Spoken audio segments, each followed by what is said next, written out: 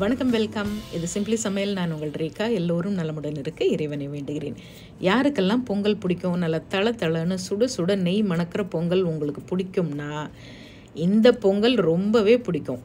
சூப்பரான ட்ரெண்டிங்கான மல்லி பொங்கல். அவ்வளோ டேஸ்ட்டு, அப்படி ஒரு மனம், அப்படி ஒரு சுவை. கண்டிப்பாக நாளைக்கே காலையில் பிரேக்ஃபாஸ்ட்டுக்கு இந்த பொங்கல் செஞ்சு ஒரு தடவை சாப்பிட்டுட்டிங்கன்னா அப்புறம் நீங்கள் இந்த பொங்கல் தான் அடிக்கடி செய்வீங்க. நம்ம சேனல் புதுசாக பார்க்குறவங்க சேனல் பிடிச்சிருந்ததுன்னா மறக்காமல் சப்ஸ்கிரைப் பண்ணிக்கோங்க. பெல் ஐக்கான் கிளிக் பண்ண மறந்துடாதீங்க. ஆல் பட்டனும் ப்ரெஸ் பண்ணிவிடுங்க. அப்போ தான் நான் போடுற வீடியோஸோட நோட்டிஃபிகேஷன் உடனே வரும். நீங்களும் மிஸ் பண்ணாமல் பார்க்கலாம். வாங்க கிச்சன் போகலாம். நான் இன்றைக்கி 2 டம்ளர் அளவு பச்சரிசி எடுத்திருக்கேன். அது ஒரு 250-300 கிராம் வரும். அதே டம்ளரில் 3/4 டம்ளர் பாசிப்பருப்பு, ஒரு கைப்பிடி அளவு ஃப்ரெஷ்ஷான கொத்தமல்லி, கூடவே 4 கருவேப்பிலை, பச்சை மிளகா, ஒரு சின்ன துண்டு இஞ்சி. இது 4ஐயும் நம்ம என்ன பண்ண போகிறோம், ஒரு மிக்சியில் போட்டு கொஞ்சமாக தண்ணி ஊற்றி ஒரு பேஸ்ட்டாக அரைச்சிக்கணும்.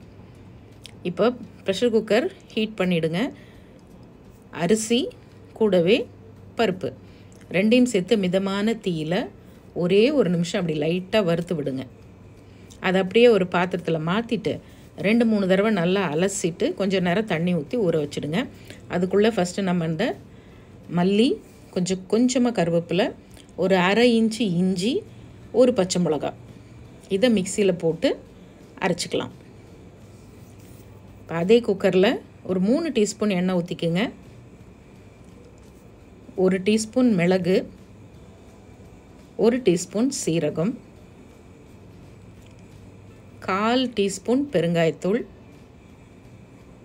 அப்புறம் பொடியாக நறுக்குன்னு இஞ்சி, ஒரு 1/2 இன்ச்சு இஞ்சியை பொடியாக நறுக்கி அதையும் இதோடு சேர்த்துப்போம். முதல்ல இந்த மிளகும் சீரகமும் கொஞ்சம் பொரிஞ்சு வரட்டும். அதுக்கப்புறமா இஞ்சியும் பெருங்காயத்தூளையும் சேர்த்துக்கலாம். இப்போ பச்சரிசியும் பாசிப்பருப்பையும் நம்ம நல்லா சுத்தமாக கழுவி வச்சுருக்கோம். அதை அப்படியே எடுத்து இதில் போட்டுருங்க. பக்கத்துலேயே சுடுதண்ணி கொஞ்சம் எப்பயுமே வச்சுக்கோங்க. இப்போ இந்த அரிசியும் பருப்பும் போட்டுட்டு நல்லா கலந்து விட்டுட்டு 1 கப்பு பச்சரிசிக்கு 3.5 கப்பு தண்ணி, அதுதான் கணக்கு. ஆக்சுவலாக எப்பயுமே பொங்கலுக்கு வந்து நீங்கள் பருப்பை கணக்கு எடுக்காதீங்க, அரிசியை மட்டும் கணக்கு எடுத்துக்கோங்க. ஸோ 3.5 7 கப்பு தண்ணி ஊற்றிருக்கேன். அதில் ஒரு 1/4 டீஸ்பூன் நம்மளுடைய செந்தூர் மஞ்சத்தூள் சேர்க்குறேன். இந்த அரைச்ச பேஸ்ட் இருக்கு இல்லையா, கொத்தமல்லி, கொஞ்சம் கருவேப்பிலை, கொஞ்சமாக இஞ்சி, கூடவே ஒரு பச்சை மிளகா, அதை அரைச்சதையும் சேர்த்துருவோம். எல்லாத்தையும் கலந்து விட்டுடுங்க. சுடுதண்ணி வச்சிட்டிங்கன்னா சட்டுன்னு வேலை ஆகிடும். கூடவே ஒரு 1/2 டீஸ்பூன் உப்பும் சேர்த்தாச்சு. ப்ரெஷர் குக்கர் மூடிடலாம். மிதமான தீயில் மீடியம் ஃப்ளேமில் 2-3 விசில். இது ஆகிறதுக்குள்ளே பக்கத்துலேயே நம்ம முந்திரியும் கருவேப்பிலையும் ஃப்ரை பண்ணி வச்சுக்கலாம். ஒரு 2 டேபிள் ஸ்பூன் நெய். எப்பயுமே பொங்கலுக்கு கொஞ்சம் தாராளமாக நெய் விடுங்க. உங்கள் வீட்டு சமையல் அதிக சுவையாகவும் சீக்கிரமாகவும் செஞ்சு முடிக்க நீங்கள் எல்லோரும் என்னை ரொம்ப நாளாக கேட்டுட்டு இருந்த என்னுடைய ஸ்பெஷல் செந்தூர் மசாலாஸ் இப்போ உங்களுக்காக தயாராக இருக்குது. தேர்ந்தெடுக்கப்பட்ட முதல் தரமான பொருட்களை கொண்டு ட்ரெடிஷ்னல் கிரைண்டிங் ப்ராசஸில் எங்கள் வீட்டுக்கு நாங்கள் எப்படி அரைப்போமோ அதே மாதிரி உங்களுக்காகவும் நானும் என்னுடைய குழுவும் சேர்ந்து செஞ்சுருக்கோம். அதோட டீட்டெயில்ஸ் எல்லாம் டிஸ்கிரிப்ஷன் பாக்ஸில் கொடுத்துருக்கேன். ஆஃப் பண்ணிவிட்டு ஒரு 5 நிமிஷம் கழித்து ஓப்பன் பண்ணி பாருங்கள். கரெக்டான பதத்தில் அருமையாக வெந்திருக்கும். இப்போ நம்ம வறுத்து வச்ச முந்திரி திராட்சைன்னு சொல்கிறேன், முந்திரி திராட்சைன்னு சொல்லி அப்படியே வருது. 2 டேபிள் ஸ்பூன் நெய்யில் உங்களுக்கு எவ்வளோ முந்திரி போடணும்னு தோணுதோ அந்த அளவுக்கு போடுங்க. இதுக்கு முந்திரிக்கு கணக்கே கிடையாது பொங்கலில். ஒரு வாய் பொங்கலுக்கு ஒரு முந்திரி வந்தால் எவ்வளோ ஹாப்பியாக இருக்கும் சாப்பிட்றவங்களுக்கு. அதனால் உங்கள் விருப்பம்தான்.